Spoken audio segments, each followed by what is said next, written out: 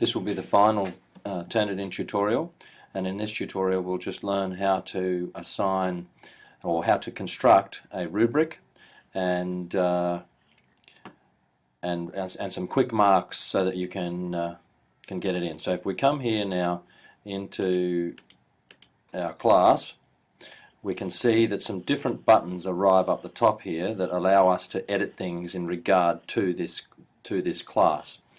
You can see we made up this assignment in the last tutorial.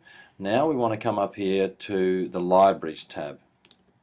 Now within the Libraries tab we have two buttons that we will specifically look at.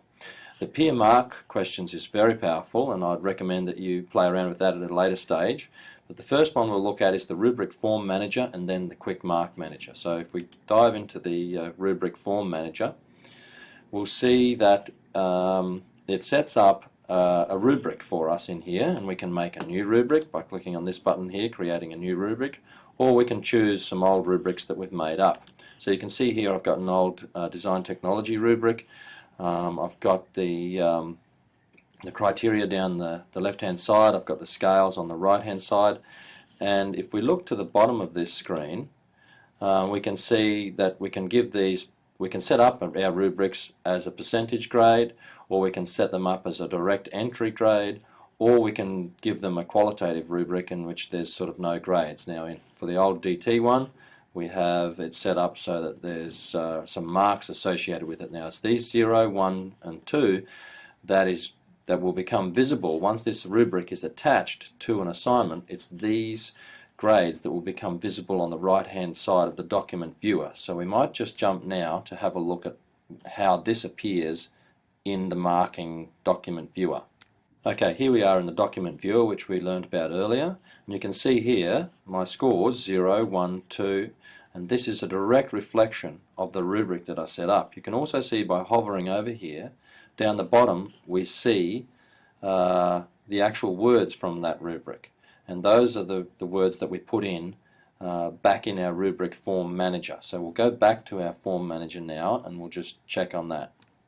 Here we are back in the rubric form manager, and you can see if you got a 0 for planning aspect 1 that you didn't identify any suitable problem.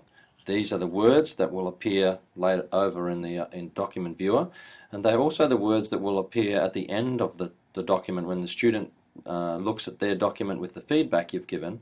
It will be directly on there as well, and so hopefully we get the students to really associate criteria a little bit more with their actual work.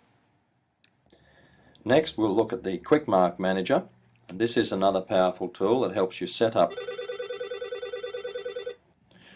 Alright, here we are in the Quick Mark Manager, and you can see that you can make up sets of comments, and underneath the set there'll be some individual comments, and it's quite easy to test one set and save it. That will now make a set here called test 1.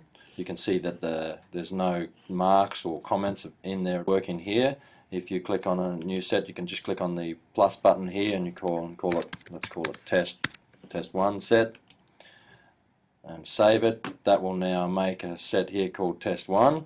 You can see that there's no marks or comments in there at all, so we can click on there now and we could say spelling, for instance, and we can type in here bad spelling just to make sure we give all our students positive feedback, and we click save, and then that now appears in here as a comment that you can drag on in your quick viewer section. So that's how you set up some sets and some marks, and I hope that will make life a little bit easier for you when you're marking. Thanks for your time.